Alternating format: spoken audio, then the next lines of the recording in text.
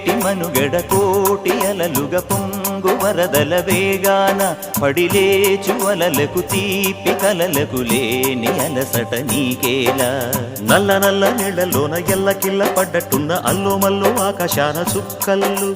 అమ్మాయంటి జాబిల్లమ్మ అబ్బాయంటి సూర్యుడమ్మ ఇంటి దీపాలవ్వాలంట దిక్కుళ్ళు ఎవరికి వారే యమునకు నీరే రేవు నీరు నావదంట నావతోడు రేవుదంట పంచుకుంటే